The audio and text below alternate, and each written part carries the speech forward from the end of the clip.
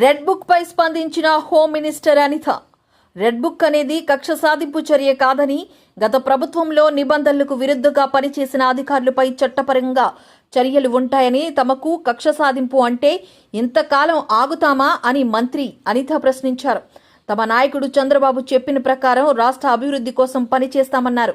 విశాఖలో సిపి కార్యాలయం తాకట్లో ఉందని, ఎప్పుడు అప్పుల వాళ్ళు వస్తారో తెలియదన్నారు. చంద్రబాబుపై నమ్మకంతో 164 సీట్లు ప్రజలు ఇచ్చారని, మాకు రాష్ట్రం ప్రజలే ముఖ్యమని, వారి కోసం పనిచేస్తామని స్పష్టం చేశారు. ఇంకా కొన్ని ప్రభుత్వ కార్యాలయాలు తాకట్లో ఉన్నాయన్నారు. పోలీసులు నిబంధనల మేరకు పనిచేయాలన్నారు. అన్నది నేను రిక్రూట్మెంట్ జరగడం అనేది ఖాయం జరగాలి, నేను దాన్ని ఒప్పుకుంటా. ద సేమ్ టైం కొంతమంది ఇప్పుడు సీసీ క్యామ్స్ ఉన్నాయి. లాస్ట్ టైం మనం ఏం చేసాము, ఎలక్షన్ టైంలో ఎలక్షన్ కమిషన్ మనకి ఎలక్షన్ జరుగుతున్నంతసేపు సీసీ క్యామ్స్ అన్నాయి. నిన్న అక్కడ ఎక్స్ఎంఎల్ఏని అరెస్ట్ చేసింది కూడా సీసీ క్యామ్స్ ఫుటేజ్ బేస్ చేసుకున్నాయి కదా. సో అలాంటి సిస్టమ్ని కూడా ఈరోజు మనం రెగ్యులర్ దానికి అడాప్ట్ చేసుకోవాలి, రెగ్యులర్ పోలీస్ సిస్టమ్కి అడాప్ట్ చేసుకోవాలి. కొంచెం ఇబ్బందికరమైన ప్రదేశాల్లో సీసీ క్యామ్స్ పెట్టుకోవడం, కానీ దాని monitoring control room, already control rooms ఉన్నాయి. కొత్త ఎస్పీ ఆఫీసర్స్ తప్పించి మిగతా వాటన్నిటికీ కూడా కంట్రోల్ రూమ్స్ ఉన్నాయి. కాకపోతే లాస్ట్ 5 సంవత్సరాలు సీసీ క్యామ్స్ పనిచేయడం మానేసినాయి, ఫింగర్ ప్రింట్ స్కాన్ పనిచేయడం మానేసినాయి. అంటే అనకూడదు కానీ అధ్వాన స్థితిలో ఉంది. కానీ దాన్ని మనం చేసుకోవాలి అంతే. మనం ఏదో అయిపోయిన దాని గురించి మనం బాధపడే కన్నా అవ్వాల్సిన దాని గురించి దృష్టి పెట్టి చేసుకోవడం అనేది ముఖ్యం. కాబట్టి దాని మీద దృష్టి పెడుతున్నాం. నెక్స్ట్ ఇంకొకటి కూడా నేను డీసీపీ గారి కిందకి నేను మర్చిపోయాను, కంపల్సరీగా ఒక ఉమెన్ ప్రొటెక్షన్ గురించి, at the same time ganja drugs గురించి లాస్ట్ టైం అనుకున్న ఒక టోల్ ఫ్రీ నెంబర్ కూడా ఇమీడియట్గా మనం కూడా దానికి రెడీ చేసుకుని స్టేట్ అందరికీ ఒకటే టోల్ ఫ్రీ నెంబర్ కూడా మనం చేసుకోవడానికి కూడా రెడీ అవుతున్నాం. రెడ్ బుక్ కక్ష సాధింపు చర్య కాదు, దయచేసి మీరు అది అర్థం చేసుకోండి. రెడ్ బుక్ అన్నది ఎవరైతే లాస్ట్ గవర్నమెంట్లో పని చేయలేదో సక్రమంగా యాజ్ పర్ రూల్, చాలా క్లియర్గా ఉండండి, యాజ్ పర్ రూల్ ఎవరైతే వర్క్ చేయలేదో, ఎవరైతే అనవసరంగా అక్రమంగా తెలుగుదేశం పార్టీ కార్యకర్తల మీద కానీ, జనసేన బీజేపీ కార్యకర్తల మీద కానీ కేసులు బనాయించారో, ఇబ్బంది పెట్టారో, అది రెడ్ బుక్. కక్ష సాధింపు అన్నది మేము మొదలు పెట్టాలంటే డే ఫస్ట్ నుంచి స్టార్ట్ చేయాలి. మా అవసరం ఉండదు, కార్యకర్తలు బయటకు వచ్చేస్తారు. కానీ ఒక్కటి ఏంటంటే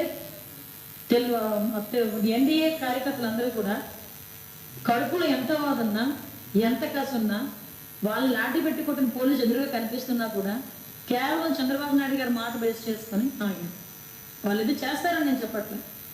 కానీ నాయకుడి మాటకి ఆ వాల్యూ ఇచ్చారు.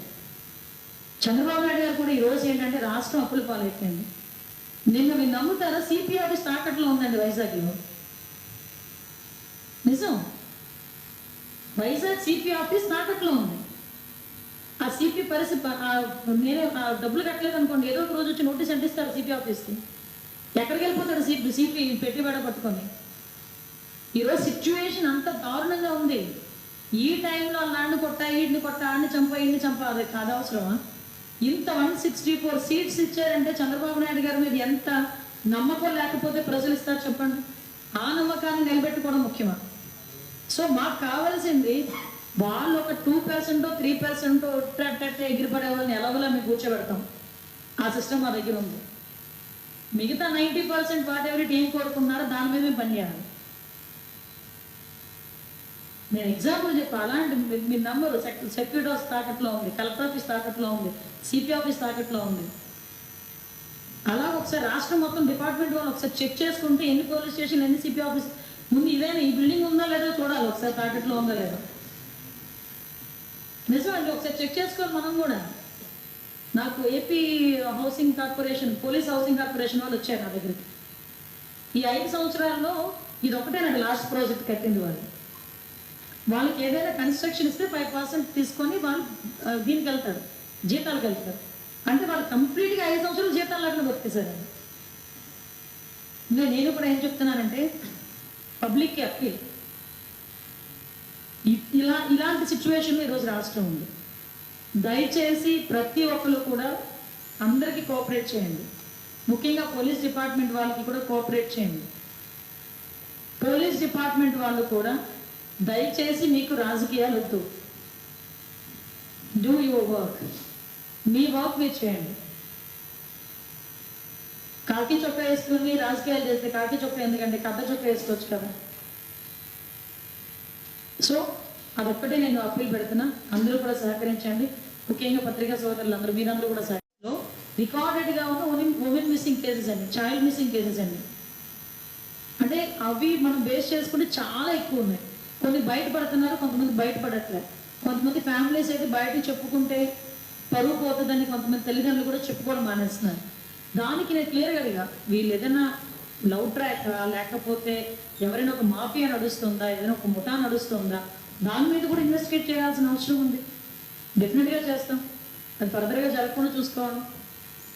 ఎందుకంటే ఒకటి ఆంధ్రప్రదేశ్లో ఉంటే ప్రొటెక్షన్గా మేము ప్రొటెక్టివ్గా మేము హ్యాపీగా ఉన్నాం, భరోసాగా ఉన్నాం, భద్రతగా ఉన్నాం అన్న ఫీలింగ్ అయితే తీసుకురావాలండి. అదొకటే మా ఎజెండా. అల్టిమేట్గా మా ఎజెండా ఒకటే, ఆంధ్రప్రదేశ్లో మేము భద్రతగా భరోసాగా ఉండగలుగుతున్నాం, అది కావాలి. చేయకపోతే నాతో చెప్పండి, రిజిస్ట్రేషన్ చేయకపోతే నాతో చెప్పండి. Protection, police welfare, at the same time police recruit, main next women protection, third is police welfare and fourth is recruitment. మేము ఎజెండా 4 ఎజెండాస్ పెట్టుకున్నాం. ఇది కూడా